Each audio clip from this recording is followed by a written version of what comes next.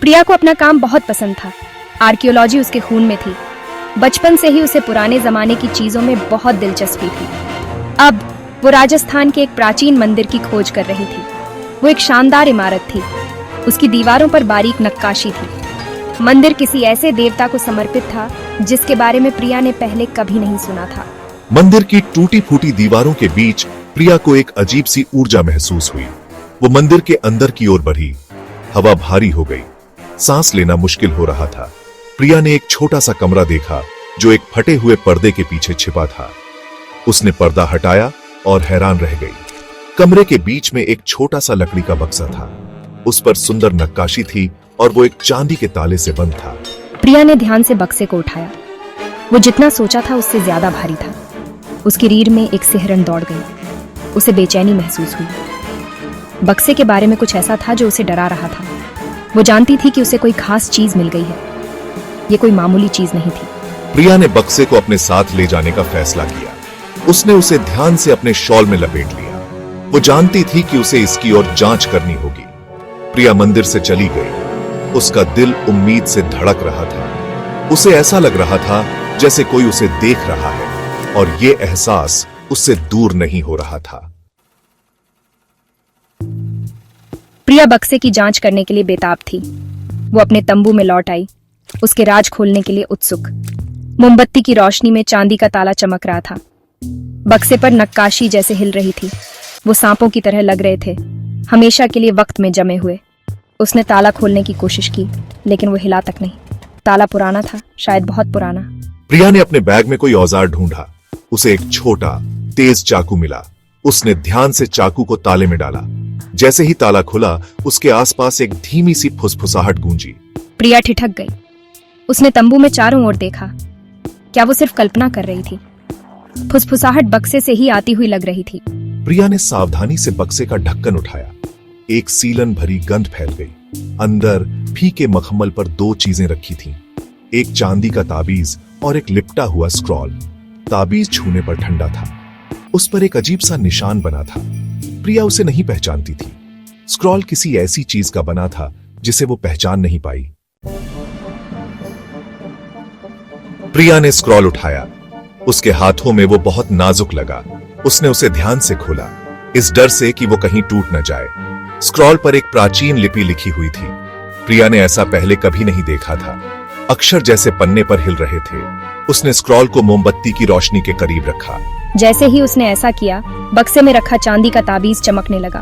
वो एक अजीब सी रोशनी से धड़क रहा था। बाहर तेज हवा चल रही थी। तंबू के फ्लैप्स हिल रहे थे। प्रिया का दिल तेजी से धड़क रहा था। प्रिया को लगा जैसे तंबू में उसके साथ कोई और भी है। कोई उसे देख रहा था। वो उसे महसूस कर सकती थी। उसके पेट में डर समा गया। उसने जल्दी से स्क्रॉल को लपेट दिया।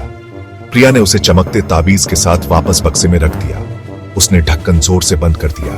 बाहर की हवा रुक गई। वो अजीब सी मौजूदगी गायब हो गई। प्रिया ने गहरी सांस ली। उसे मदद की जरूरत थी। उसे समझना था कि उसे क्या मिला था। अगली सुबह प्रिया प्रोफेसर शर्मा के पास गई। वो एक मशहूर इतिहासकार थे, प्राचीन भारतीय संस्कृति के विशेषज्ञ। प्रिया ने उन्हें स्क्रॉल और ताबीज दिखाया। उसने उन्हें फुसफुसाहट और अजीब घटनाओं के बारे में बताया। ये प्राचीन लोगों की भाषा है। ये एक शक्तिशाली श्राप के बारे में बताती है, एक बरगद के पेड़ से जुड़ा श्राप। प्रिया की सांस अटक गई। श्राप? वो किस चीज में फंस गई थी? प्रोफेसर शर्मा ने उसे सावधान रहने की चेतावनी दी। कुछ कहानियों को यूं ही छोड़ देना ही बेहतर होता है। प्रिया चेतावनी को नजरअंदाज नहीं कर सकती थी, लेकिन इतिहासकार के शब्दों ने उसकी जिज्ञासा को और बढ़ा दिया। उसने अपनी खोज में और गहराई से उतर गई। घंटों लाइब्रेरी में बिताए, प्राचीन ग्रंथों को पढ़ा। उसने पाया कि ताबीज पर बना निशान एक भूले हुए देवता का प्रतीक था। उस देवता की पूजा एक ऐसे संप्रदाय द्वारा की जाती थी जो काले जादू करता था। वो प्रकृति की शक्ति का उपयोग करने में विश्वास रखते थे। वो जीवन और मृत्यु को नियंत्रित करने में विश्वास रखते थे। प्रिया ने एक पवित्र बरगद के पेड़ के नीचे किए जाने वाले उनके अनुष्ठान के बारे में जाना। एक रात जब प्रिया अपने अध्ययन कक्ष में बैठी थी तो बत्तियां टिमटिमाई और बुझ गईं। कमरा अंधेरे में डूब गया।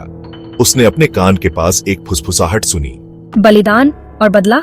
प्रिया का खून जम गया।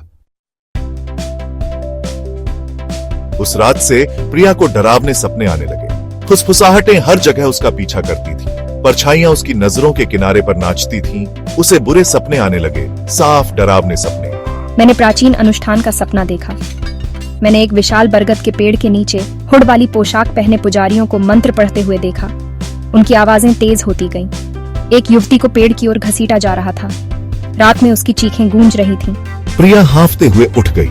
उसका दिल तेजी से धड़क रहा था। वो पसीने से लथपथ थी। सपना असली लगा, बहुत असली। वो जानती थी कि उसे वापस मंदिर जाना होगा। उसे श्राप के बारे में और पता लगाना था। प्रिया राजस्थान के मंदिर में लौट आई। जैसे ही उसने अंदर कदम रखा, उसे एक अनहोनी का आभास हुआ। हवा में एक अनदेखी मौजूदगी का एहसास हो रहा था। वो उस कमरे में गई जहां उसे बक्सा मिला था। वो खाली था, स्क्रॉल चला गया था। मुझे स्क्रॉल ढूंढना होगा, मुझे श्राप रोकना होगा। प्रिया ने दीवार पर कुछ खुदा हुआ देखा। ये वही निशान था जो ताबीज पर था। वो नक्काशी की दिशा में चली गई। ये उसे बाहर की ओर, मंदिर के पीछे प्राचीन बरगद के पेड़ की ओर ले गया। पेड़ बहुत बड़ा था। उसकी शाखाएं मुड़ी हुई थीं और टेढ़ी उंगलियों की तरह आसमान की ओर फैली हुई थीं। प्रिया ने पत्तों से ठंडी हवा चलती महसूस की। उसने एक फुसफुसाहट सुनी, बिल्कुल साफ। जो शुरू हो गया है उसे तुम नहीं रोक सकती। फिर उसने उसे देखा।